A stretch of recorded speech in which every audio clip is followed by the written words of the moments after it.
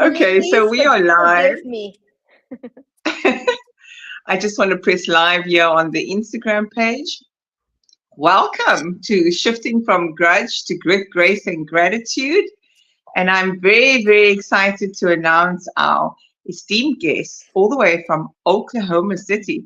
Oh my gosh, we've had a couple of people from the States, but I think your part of the world is quite a beautiful side. And I know you and I chatted yesterday around the beauty of that space, and you will get into that. Welcome, Jamila. And for those that are here with us, please don't hesitate to comment and engage and ask your questions to Kimberly. She's the star of the show today. Let me introduce a little bit about her. She is a mental performance coach on a mission to empower women to break free from self imposed rules and step into their full potential. With a passion for helping women live life on their terms, Kimberly believes in dismantling the rules we live by and empowering her clients to create lives and careers that are meaningful and create impact, helping her clients stop getting in their own way, playing small and settling for what is safe or what others want. By building the confidence and rejection resilience. I loved that when I read that. Rejection resilience. I'm going to steal that. They need to make the changes they desire. Whether that is going after the promotion, launching the business, building generational wealth, quitting the 9 to 5, whatever that thing is that is pulling on them, telling them, I am meant for more. Armed with a master's degree, beauty and brains in counseling, Kimberly specializes in human potential from a unique perspective that integrates mindset, neuroscience, one of my favorites, and biochemistry. Her holistic approach leverages the mind body connection, biohacking techniques, and a powerful mindset to propel her clients forward, achieving their goals faster, feeling better, and ultimately living life on their terms. So when we reached out to Kimberly, we said, tell us a bit about your own hero's journey and how you shifted from grudge to grit, grace, and gratitude. So without further ado, over to you, Kimberly. Yeah, thank you. Thank you, ladies. I'm happy to be here. I will start in the most pivotal moment in my story that was the place where I had to become my own hero. So in January of 2016, I had I was 36 years old. I was coming out of a toxic marriage, and I had lost everything. And my ex-husband and I had lost everything in a flood. I had trauma before that. I had been in therapy. I had 8 therapists before that.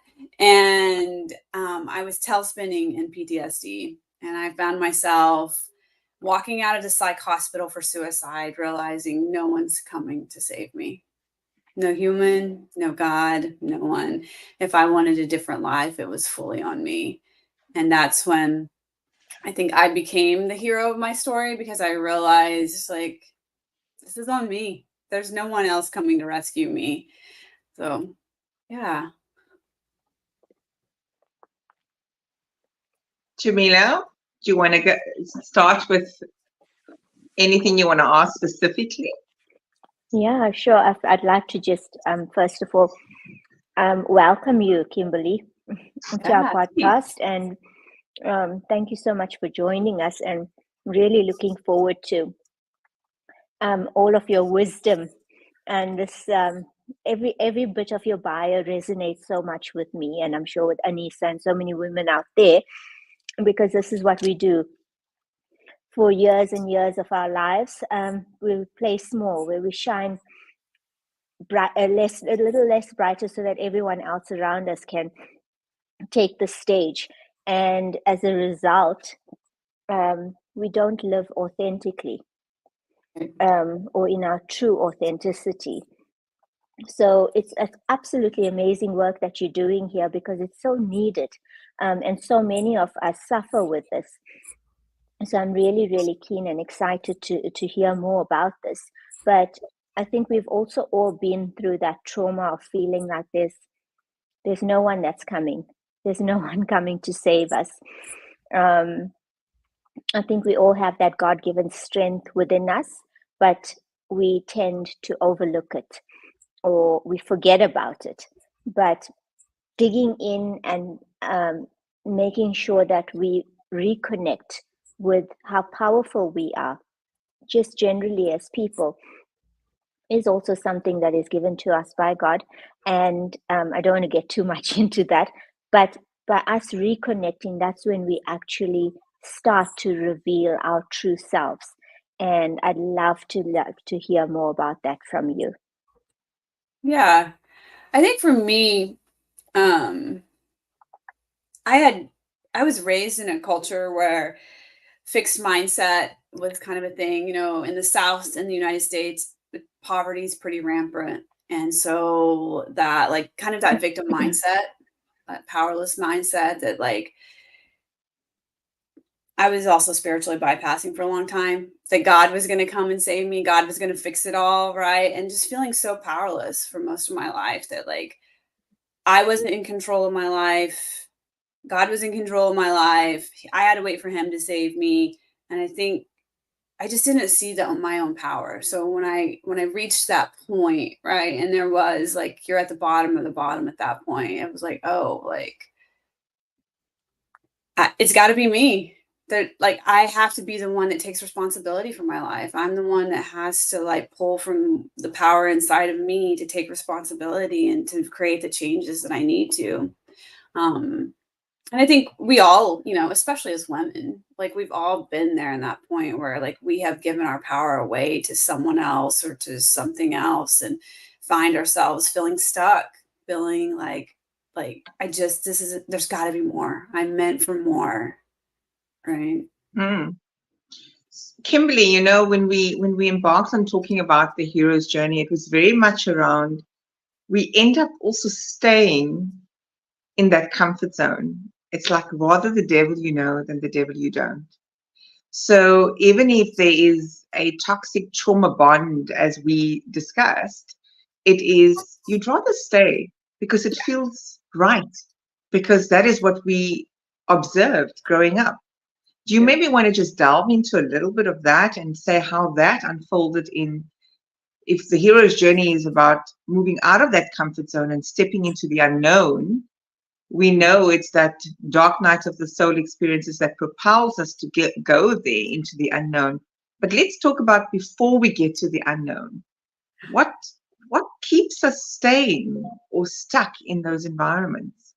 Anissa, I think you nailed it, right? If we look at our brain from a neuroscience perspective, right? Our brain, the primal brain, which is in the limbic system, is wired for survival. It does not care about our happiness. It does not care about us reaching goals. It does not care about us reaching our potential.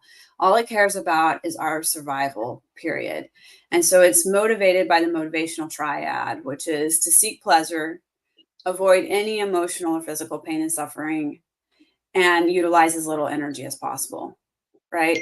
So when we have that part of our brain driving us, it doesn't want to change. You're surviving, you may not be happy, and this may be a toxic place to be in, and we may be trauma bonded, but reality is that you're surviving. And so it doesn't want to push into the unknown. It doesn't want to go towards change. And I don't know, everybody's story is different, but for me, it just wasn't always bad. Right? You would have 1 week where it was pretty good, actually. And then you might have 2 weeks where it was awful, but then we'd have that next week coming up that might be really good.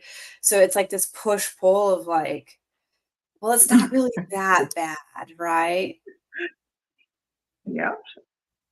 That resonates. That resonates. And, I often say that people ask me, how did you stay for 18 years in your marriage and 23 years with the same person, and then all of a sudden you decide, okay, enough now? because it's just that. I mean, it wasn't all that terrible. In fact, there were many happy moments and memories, but it's also there to be our teachers. Every relationship is there to come and teach us.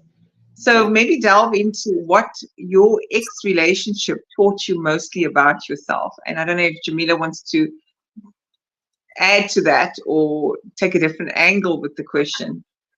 Yeah, I think maybe also we could just touch on how we compromise or over compromise just to keep the status quo.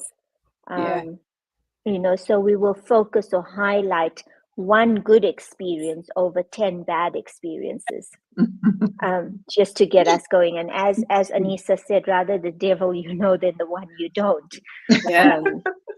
And then, of course, there's also that other part of your personality that doesn't want to accept failure as such.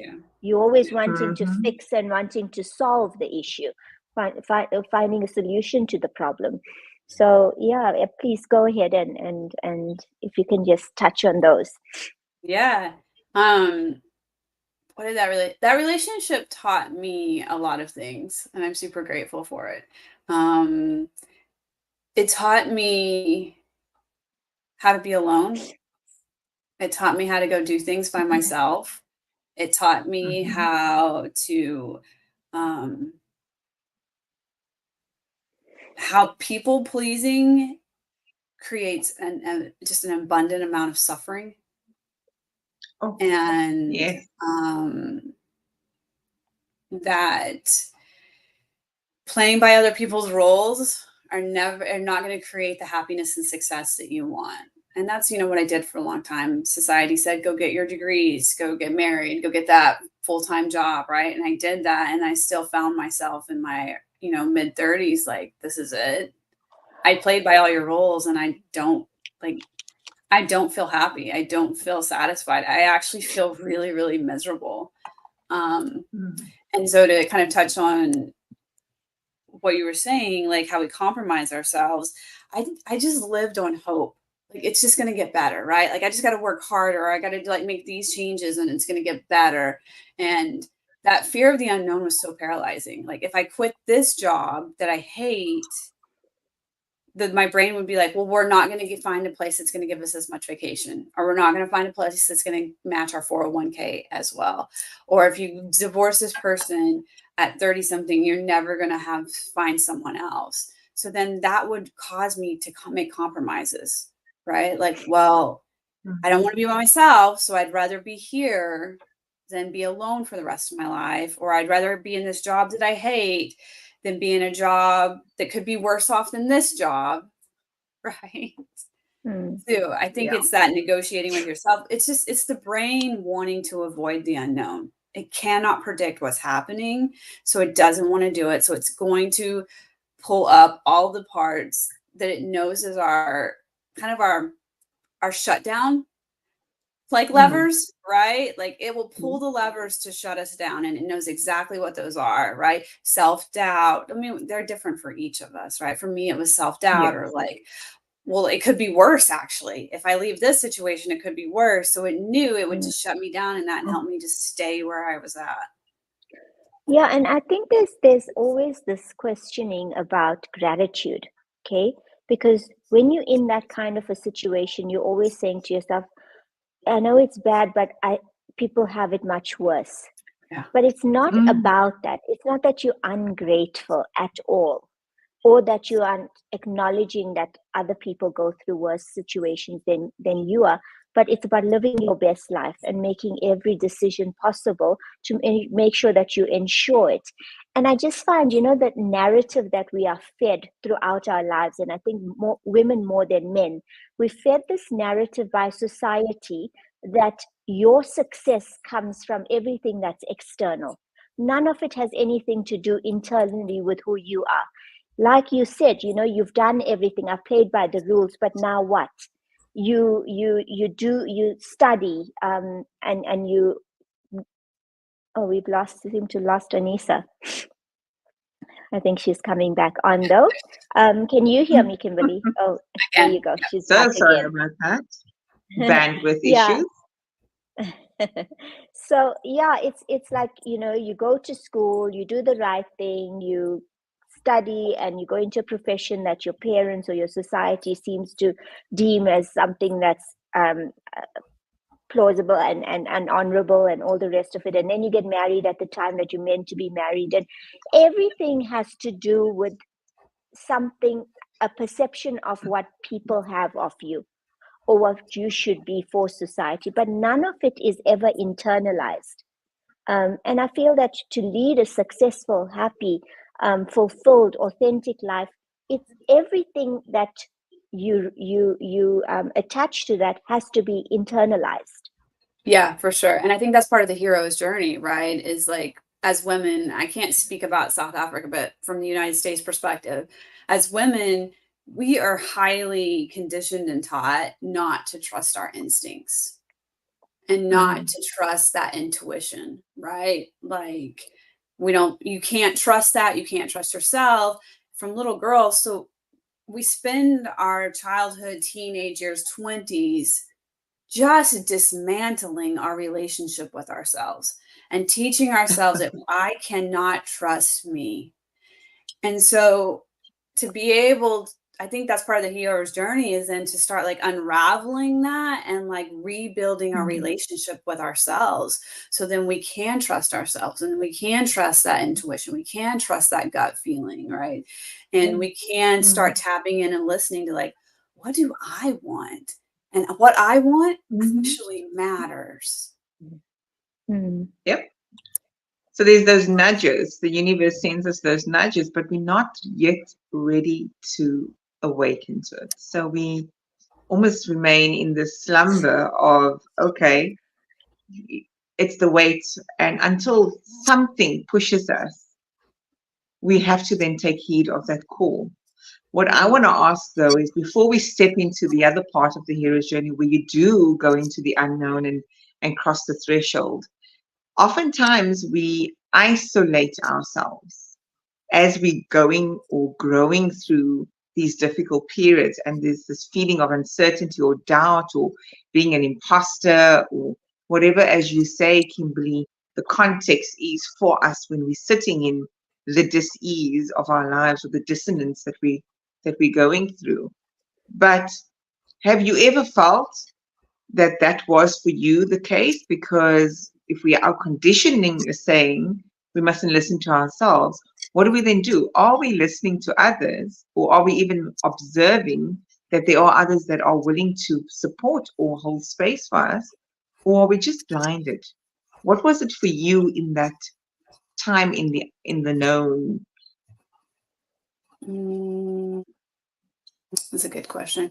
I definitely was outsourcing my power, right? Like I was looking for all the experts to tell me what to do, like going to the books, going to like the experts, like I'm miserable, I'm unhappy, but I don't know what to do. Someone tell me what to do.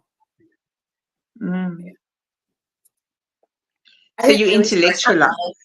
Yeah, that's definitely one of my like coping mechanisms, childhood coping mechanisms, is like intellectualization.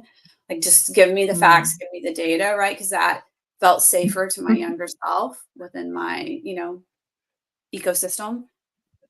Yes. Yeah. I didn't really start developing my relationship with myself. Like I went through that dark night of the soul where I left my religion, and which was a coping mechanism for me, and really just spent a long time out there in that desert. And when I found coaching, and coaching taught me that my thoughts create my emotions, and my emotions drive my actions, and my actions create the results in my life. And when I had that, like, oh shit, like my thoughts create my emotions, not the other humans. That was kind of the moment that I could start like taking the journey to heal my relationship with myself, and then start listening to Kim and start breaking away from that pattern of seeking advice and guidance from the experts. Other than experts, though, surely we also have our wise sages or mentors along that journey. So if you didn't intellectualize and you outsourced, not necessarily to subject matter experts or professionals, who was holding that sacred space for you during that time to give you the courage to cross the threshold? I would probably be my best friend at that time. Probably was the ally in my life that was holding the space and holding the hope for me. Okay. And what was your the experience? advice Was it be? the Sorry. Yeah. Go ahead, Go for it. Anissa. No, go for it. Some of us are fortunate to have someone in that space to hold the space for us. But what would your advice be for those people who are going through this and find themselves totally alone? Yeah, that's a hard space, and I just want to like acknowledge that, like, that is a hard space to be in, because it's already a hard space, and then to be alone in it is just even like double down. What would be my advice, man? I would seek out, either a mentor, to find someone, right? Ask someone if they know someone, to like seek out a mentor. I guess lean into a spiritual journey, or find a friend. It's hard to find friends that will hold space, right? Because everybody wants to give you their opinion on things.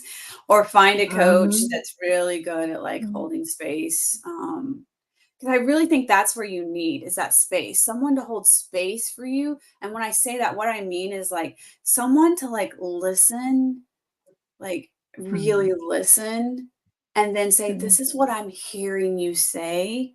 Am I right? Not someone to give you advice. Absolutely. What would I'd you like say? to just acknowledge, before I respond to that, I'd just like to always acknowledge the guests that are here. And Ronald is actually from the States. I think he mentioned, good morning, ladies. Ronald from the US. I can't say due to an affair, but I must say hello and send greeting to you and Kimberly. So Johnny says, good afternoon, beautiful, inspirational ladies.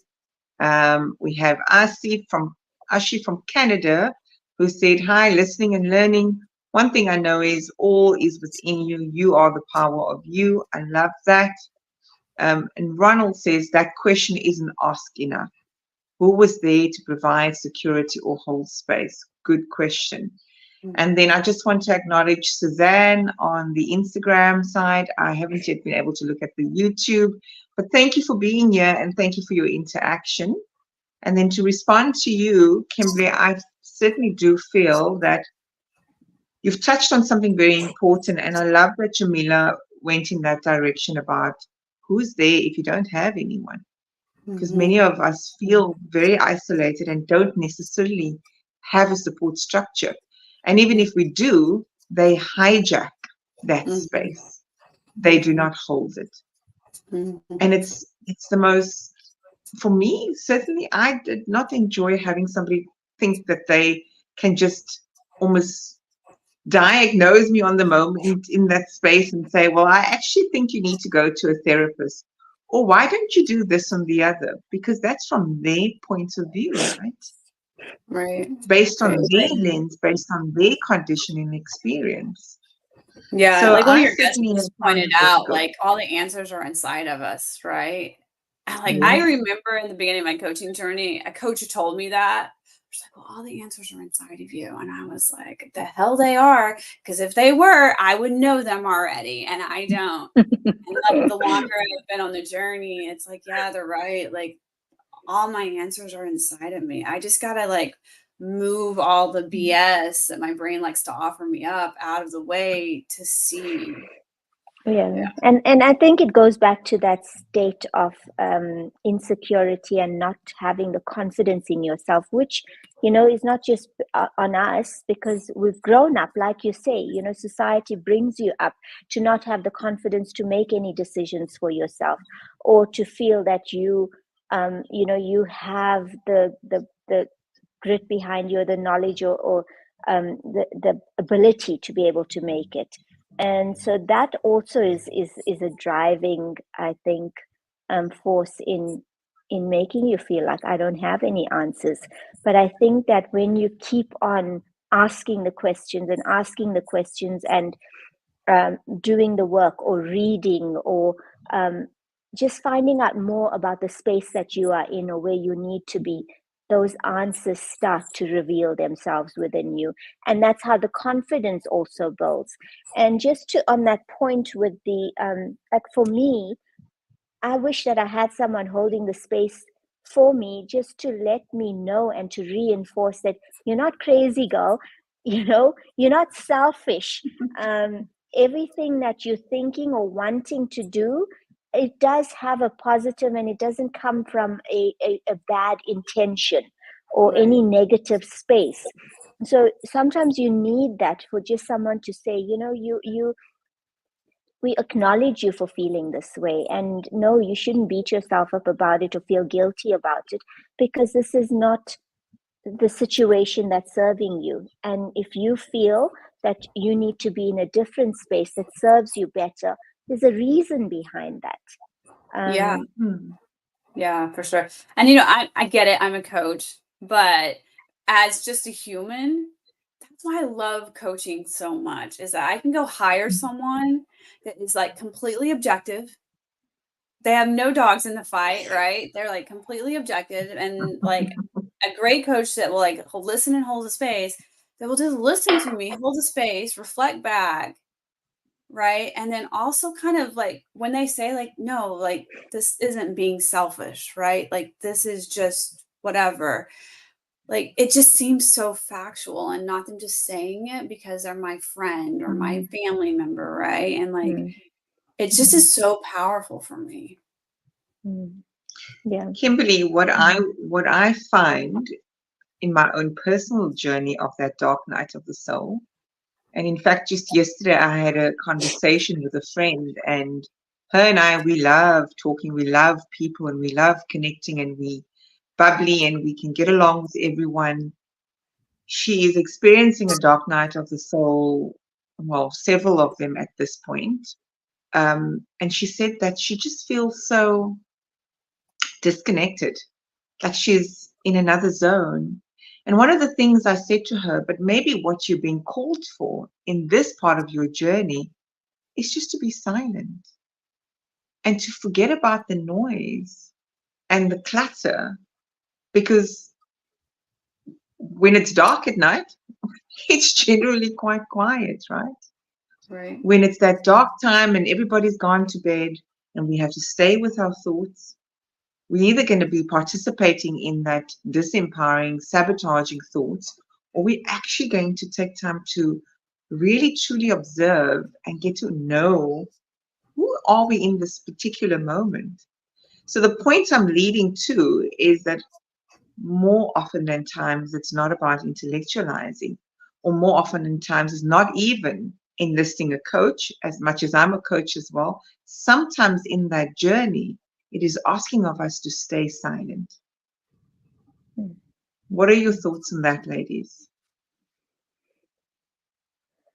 Well, for me, I agree 100% with that, Anissa. And it's because we're so overwhelmed and with the overthinking and the over-pleasing and making sure that our lives are concentrated on everyone else except ourselves. We don't have the time to be still. We don't have the time to just, like you say, get the noise out and think about what it is that we want. Be still and start to live a life by design rather than by other people's terms. So I agree with you. Being able to get into that space where you just are quiet and you're silent with yourself is where you learn most about yourself and what you want out of your life. And then to design how you go about getting that. Yeah. Yeah. I want to take this from a neuroscience perspective, right? Like most of us are highly dysregulated, right? Our nervous systems are completely dysregulated, whether it's like the pandemic, let's just use that, right? Like we stayed in stress. So stress pushes us Mm-hmm. into fight, flight, freeze, or fawn, the sympathetic nervous system. So when we're asking people like, hey, part of your journey is to be quiet, like we also kind of have to acknowledge the fact, like, where are you in your journey? Because to ask me to be still and be quiet, like at the beginning of this journey, I was living in trauma. I was living in the sympathetic nervous system. And so because I was so dysregulated, to ask me to sit in silence, I know you're not literally saying that, right? Like to be quiet and to like listen to like it was just chaos. It was chaos in my brain. My nervous system was so dysregulated. It was just like run, like just living in that fight or flight all the time, right? So I think to tell people like to just be in that silence and listen, like, yeah, but also know that like we're going to have to tackle the body. We're going to have to get the nervous system regulated, right? Somatic work. Yeah. And he was talking about the body keeps a score. There's lots of like somatic. I love the Sedona method where it's just like allowing the emotions, welcoming the emotions and allowing them. And then seeing that like Dr. What is her name? Dr. Taylor from Harvard University did a research study. She's a brain scientist, and she found that if we will sit and acknowledge the emotion, like we all hate shame. Like if I acknowledge like, oh, this is shame. I feel shame and I welcome it, the wave of that emotion only lasts for 90 seconds. Yes. But we will not sit and acknowledge that emotion because we don't have the skill set. We don't know how to do that. Most of us are just taught how to distract from it, right? Go watch Netflix, go eat, go have sex, go drink, right? Go scroll social media to distract out of that emotional state. And then we end up creating that emotional state over and over again because the story keeps playing. So I think, yes, I agree with you, ladies. Like being able to kind of disengage and like go into that, like listening and being still. But like first we gotta we gotta regulate that nervous system, right? Through whatever body practices. And then also like be willing to experience the emotion. Be willing to allow the emotion so then we can move through that emotional state and really hear what our intuition has to say, really hear what our own truth is. Love that. I love that. I can attest to a bit of that shame of the emotion because when my divorce came up, there was a lot of the shame. And, there was so much noise in those moments. For me, it was different. I was always busy. There was always noise, and it was constant fight, flight, freeze, and most of the time fawn, actually. Most of my life was fawning.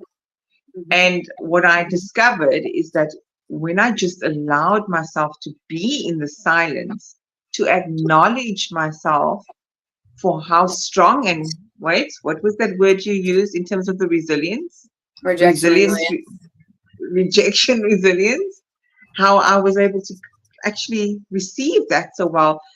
I wasn't only then focused on all the negatives. I was able to have blameless discernment around, okay, where did I co-create part of this? And what do I need to take ownership within what that situation is and how it unfolded? That's what the silence gave me. Similar to what you're saying is I could then finally connect to the emotions because I was not somebody that my whole life I said, you're rather a victim of your circumstances or you let it shape the direction. So it was like, get into solution mode, find the way forward. That's a trauma response because you're suppressing all the stuff that's sitting there beneath the surface. I'd love to know by you, though, what was the catalyzer for you that made you cross the threshold from the known into the unknown?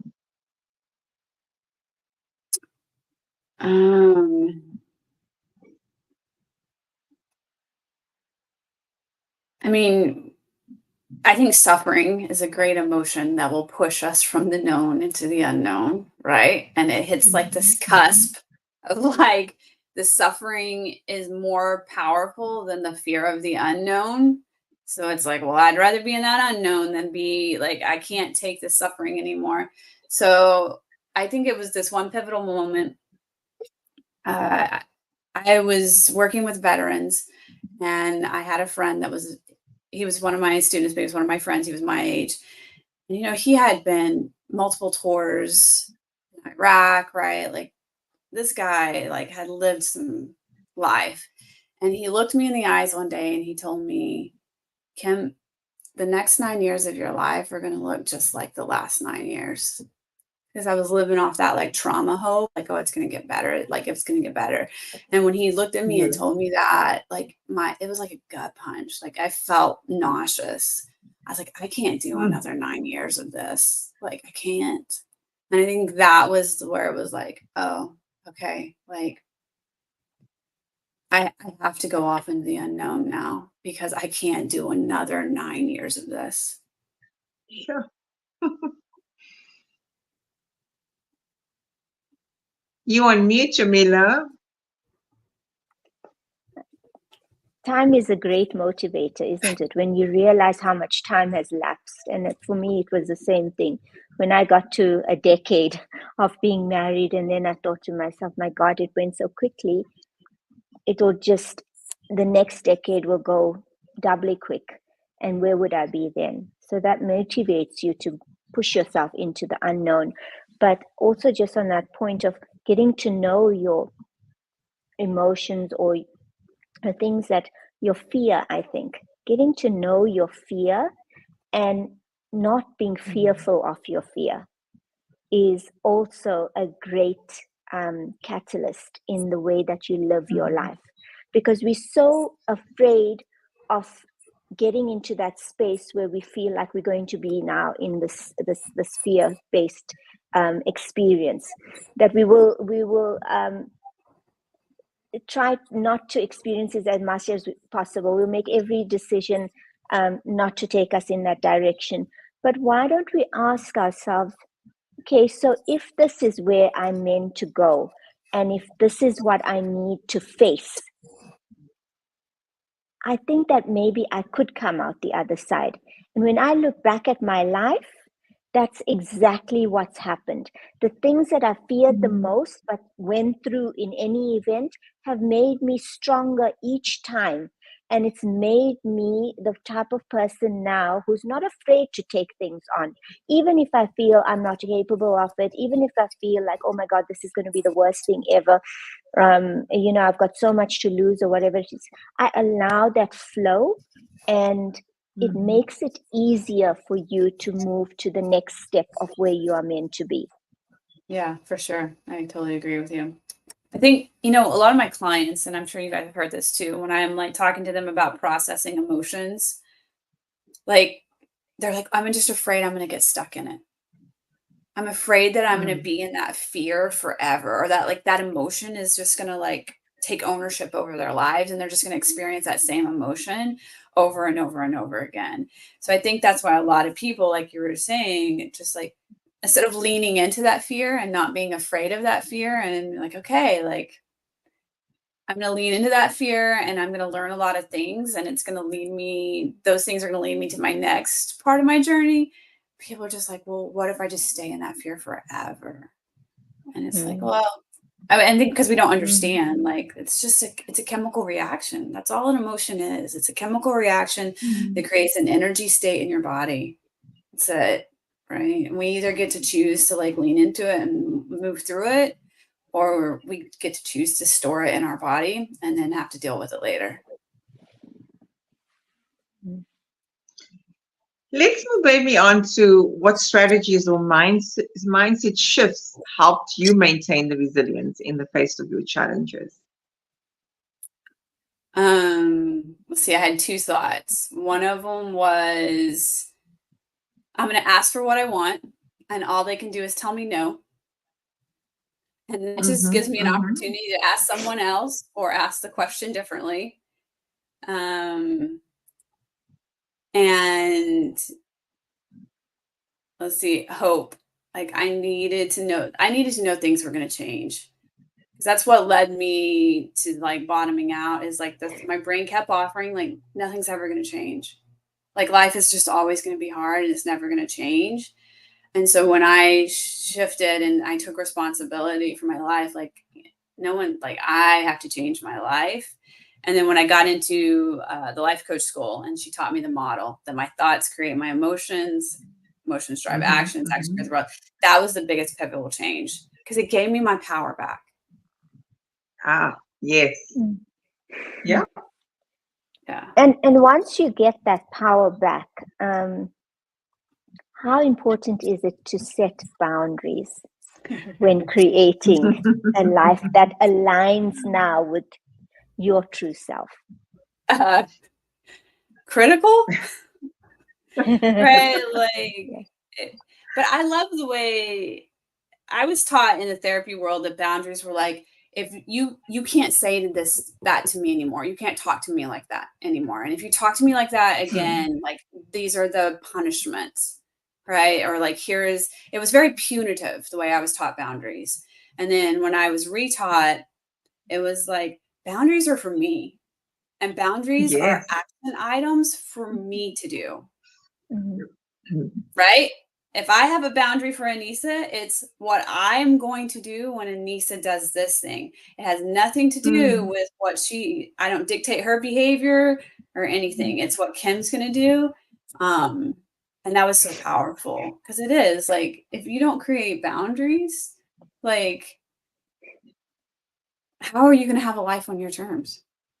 Correct. Yeah. And that would then tie in also with what your core values are with regards to who you are as a person and what you would accept and what you wouldn't accept for yourself. So I agree with you. It's got nothing to do with anybody else, but about what you will accept for yourself and how you will stand up and hold true to the values that you feel resonate to who you are as an individual. Because very often what happens is that we push those aside so that everybody else can be happy at the end of the day. And then when you go on this journey and you find yourself and who your true self is, you bring that back and then you align yourself again with your values and your morals and what you will accept and what you won't accept. So I agree with you. The values are personal based, it's what you yourself will or will not accept. Yeah. And I assume that most of our values, I think it's probably going to be universal is to be in integrity, right? Like to be honest and be in integrity. I think that's probably a universal value. So when we look at because a lot of times people pleasing and boundaries are kind of what's like the battle that's going on. But when we look at people pleasing, and I love it, it's a harsh perspective, but I love it. People pleasing is simply manipulation. We are lying to other people. Yeah, we're lying to other people. That's interesting. Because we're lying to them. We're pretending to be someone else. We're pretending that we want to do these things. We're pretending that we're saying yes when we really mean no. So we're lying to them. So we can manipulate them to feel a certain emotion about us. We can manipulate them to think certain thoughts about us. Like we're not 100% showing up. I agree. Right. So if you want to show up in integrity, then you've got to have these boundaries. And there's 11 childhood survival shields that we all we pick per family, right? Like what's going to help me get through this family system. Perfectionism is not a personality quality. It is a childhood survival mechanism that it was only meant for childhood. It was meant to be let go of, but yet we bring it into adulthood and say, well, I'm just a people pleaser. No, that's a coping mechanism. And you're also manipulating people. And that sounds like probably out of integrity with who you are. Yeah, absolutely. I agree 100%. Yeah, I love that because it reminds me of the idea around I'm pleasing, but actually I want you to please me. So let me teach you indirectly what it is that I'm expecting from you, but I'm not verbalizing it. So that resonates with me as being a strong people pleaser most of my life. And yes, I will concur with you on that, Kimberly, because it certainly also stems from a lack of self-respect and self-worth. I didn't feel worthy of, so I seeked outside of myself. So I did for others, and it was a coping mechanism, like you said. It was the way I coped, but I burnt out very quickly, and there was lots of resentment. So there, I stayed in grudge state for a very long time, which leads me to the next part of what I want to ask you. How do you then balance assertiveness with grace in challenging conversations or situations? Love. Mm-hmm. Right. Like we look at assertiveness, like you said, assertiveness, right? Assertiveness, yeah. Yeah. Like we have like a negative context around assertiveness. Like it's like aggressive and like being like women were taught like it's being mean or bitchy, right? But like, what if it's just not that? What if it's just like I show up in love and I speak my truth, and I speak my truth in love for you and in love for me? Beautiful. Yeah, it's all about self-love, isn't it? It's about self-love, and I always, resonate with what Teal Swan says. Always ask yourself, what would a person who loves themselves, how would a person who loves themselves answer this? Or how would they make the decision? Because you have to love yourself first to be able to make that decision. When we try to manipulate and we try to people please, yes, exactly, it's manipulation, because you're looking for that love externally. You want people to give you that validation, and it's all external because you don't have it within yourself. So until you feel that, you'll never be able to change. Yeah, and I think it's a rehealing. I like to point out that it's a rehealing of our relationship. You know what you're saying, like that self-love, like for a lot of people, it's a journey of like healing that relationship with themselves. Because you think like if your friend like lies to you, how long does it take them to rebuild the trust?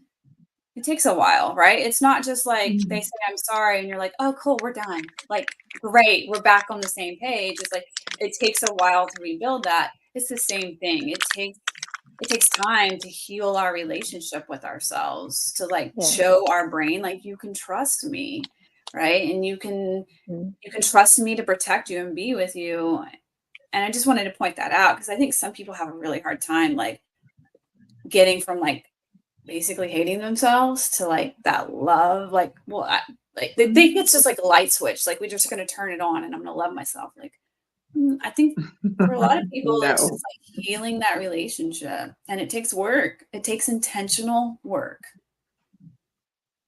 So that's sort of like facing your demons, your villains in that hero's journey, right? So it's slaying those dragons and demons in the hero's journey within yourself first and foremost. I want to talk about when you get on the other side, because we have about 13 minutes left. I can't believe the time goes quick like this every single moment we have a conversation. I want to delve in, Kimberly, where you've come out on the other side now. And obviously, the hero's journey is not, it starts and ends. It's not linear. It's a continuous cycle.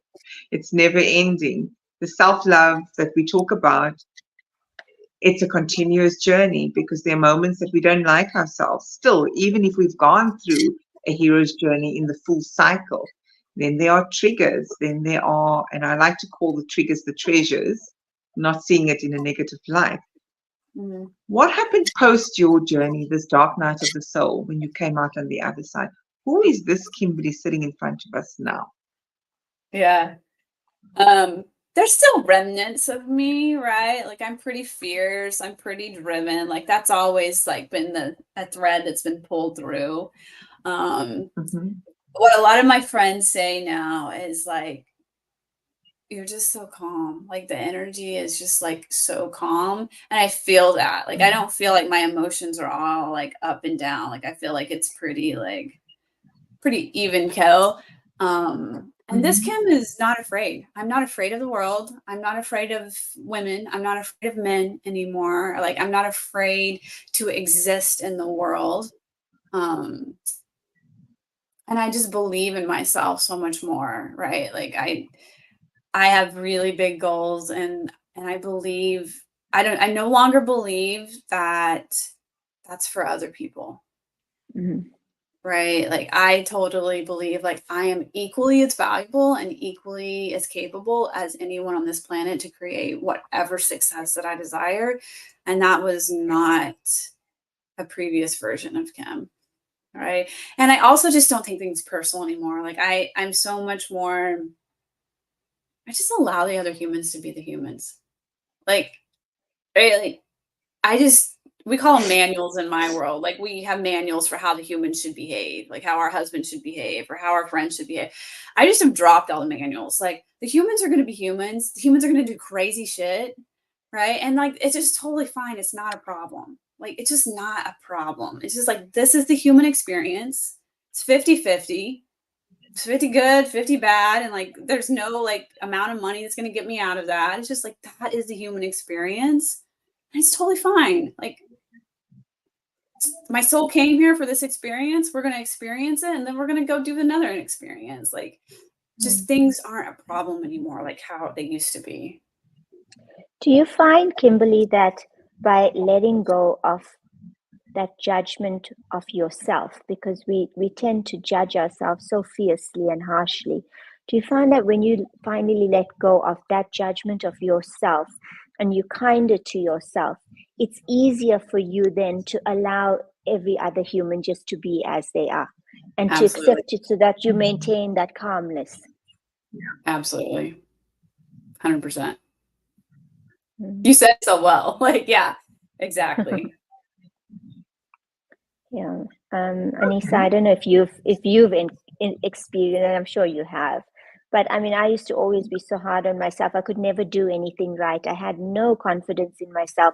Like you said, you grow up believing that you don't have that confidence, you don't have that power or ability to be able to do certain things or make certain decisions or be smart enough or be knowledgeable about things. And when I realized that I've got to stop that, I've got to stop being so critical of myself, I've got to start believing that I'm more deserving, believe that yes, why not me? And it allowed me to shed a lot of those. Sure. Wow. It's almost like a noose around your neck because you hold yourself so highly accountable, but at the same time with absolutely no confidence in yourself. And allowing yourself to get to that point where you release all judgment of yourself, it makes life so much easier when you're relating to other people. Yeah, for sure. Yeah, 100%. Kimberly, and let's talk about when you faced again with another dark night of the soul. So the divorce was one, and I know you said yesterday when we had a brief logistical check-in, checking audio and camera, because the audience knows this is not rehearsed, but we did have some conversation around you finding love again and starting a journey over. And I love the story. I don't know if you want to share some of that and how you manifested this beautiful new man into your life. Yeah. She has to share that. Yeah. Well, it's not new, but yeah, like after the dark night, here's what was manifested. I want to hear a bit of that. Yeah. So I moved home with my parents. I got a divorce, right? I moved home. I was living with my parents. And 2 doors down, they live out in the country. They had a neighbor, right? And I used to go for walks. I had a dog. So Buck was my dog's name. And Buck and I would go for walks. And I would walk by this house. And it was where my husband's parents lived. And I just loved this house. And I would talk with his parents. And I was like, that's who I would want for my in-laws. These are the type of people I would want to be my in-laws. Like, these are just such incredible people. And I knew of him. I didn't really know him. I knew he was a good dude, but I really wasn't into good dudes. I was into the bad boys. And at that point, I just realized, because I had just been in so many traumatic relationships, that I was like, I told myself, you can never date anyone that you are attracted to ever again. If you are attracted to them, you absolutely cannot date them. So I'm going to keep that advice, Kimberly. I will never forget that. So I'm latching onto that, but please continue. I'm never going to date someone I'm attracted to. Yes. Well, it wasn't working because all the people I was attracted to were like hot messes. So I was like, well, let's just do the opposite. So my dog died, and I marched myself over there because he was living with his parents. And I was like, would you want to go on walks with me? Because my dog has died and I need someone to walk with. Oh, man. And he was like, sure, because he's just the sweetest person. He was like, sure, I'd be happy to go on walks with you. So we would just go on walks every day. And it was so uncomfortable for me because I was so used to dating the bad boys. So I got to be the good girl, right? And they were the crappy human. And then I was like, in this relationship, like, oh, I'm the bad human in this relationship. It was so uncomfortable. But I just had such a commitment to myself that I was like, no, like, you have to learn to like be uncomfortable. You have to learn to like try to feel worthy when you feel unworthy around other people. And he just did such a good job of like loving me unconditionally through all of that. So yeah, so we've been married almost 5 years now. He's the most incredible human, just so loving, so kind, so like very peaceful, where I'm more like, let's just burn it down. Yeah, it's just a beautiful life now. He's an incredible husband. We live in a beautiful house, and this is the dream life, right?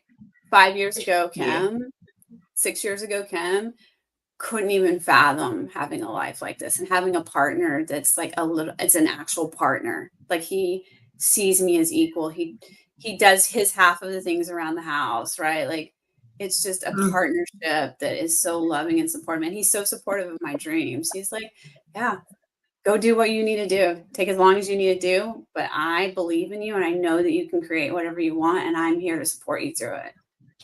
So. Wow, that's such a wonderful story. I'm so jealous. I was so inspired. You know, like I was like, why did she do this? And Kimberly wasn't even looking. Manifested it. So I love that story. And I mean, we can all take a lesson is when we finally just come into ourselves and be acceptance of ourselves and take that first step and just randomly, but you did somewhat manifest this family because you saw the in-laws as that's the type of people I want to have as in-laws. So you did manifest it because you wholeheartedly believed without a shadow of a doubt that that's where you need to be. So please tell us the secret. What is the secret of manifestation? Just walk past the house every day. You know, and I think part of it is like being really clear, like finally being honest and really clear of like, this is what I want. Right. And then just believing like, this is what I want and I'm going to get what I want. And I wasn't attached to like the timeline of it or like how. It was just like, this is what I want. And I'm the person that gets what they want. I think you mentioned something very pertinent is that you're not attached. And it's about not being attached, just putting it out there and trusting and believing that that's what you deserve and it'll come to you. Yeah. You know, I've manifested everything I wanted that way. And I am so attached in business that it's like this huge block. It's like, I do not have the financial success I want in business because I'm so attached to it. I haven't moved to a place of like not being attached, but other things like a husband or other things that I'm just like, yeah, I get what I want. I'm not attached to the timeline or like how it happens. Like I get it so quickly. I'm like, why can't I take that skill set? Well, this has been really wonderful, Kimberly, having you here with us. In the last few moments that you're with us, and please don't leave. We normally do a short debrief after. So what do you have to say in terms of any tips, gems, golden nuggets for those that are listening? What are the best ways to live life on your terms? Best tips. Love life on your terms. You can trust yourself. Right? Work on healing your relationship with yourself and trusting yourself, because you can trust you. You will show up for you. Yeah. I think that's just the foundation of it, right? Yeah. Trust. Yeah. And your thoughts, not like there's 10 to 60,000 a day. Most of them are stories that your brain has created. And ask yourself if this thought is serving you or not. And then ask yourself, is this factual? Can I prove this in a court of law? And if I can't prove it in a court of law, then it's not necessarily factual. So does this thought serve me or does it not serve me? Because I get to choose. I think that's super helpful too. Thank you. Thank you so much, Kimberly. Thank you for those that joined us on Instagram. Sajida, I haven't been able to acknowledge you. And Suzanne, thanks for staying all this time. Jamila, as always, it's beautiful to co-host with you. And Kimberly, we look forward to having more conversations in the future, hearing more of your stories and manifesting millions and billions and maybe trillions in the business sense, and hearing more of that business hero's journey as well. Jamila, any closing remarks on your part? Yeah, I think for me, I think live by your own design, and that'll allow you to start experiencing freedom and fulfillment and a totally meaningful existence. So I think for me, that's the takeaway for today. Live by your own design. Trust in yourself and have that self-love. And on that, I wish you, Kimberly, every success in the future. And I'm so happy for your newfound beautiful life.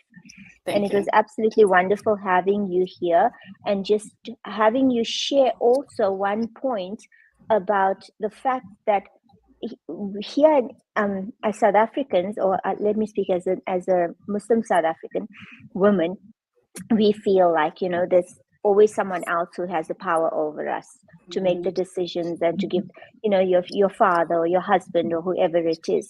And I just found it so interesting that you said that that's also how you grew up, because we always look at the Western America and all of that there as this land of freedom and, women's equality and all the rest of it. But when it comes down to, just basic human experience, I think we are so similar in so many different ways, by the ways that we live and by the design of our lives. So it was a very interesting point you bringing that up. And maybe when we have you on again, we can touch on that that aspect and have a conversation around that. Yeah, I would love to. Thank you, ladies, so much for having me. Pleasure. I'm going to end the live, but do stay. Thanks, everyone.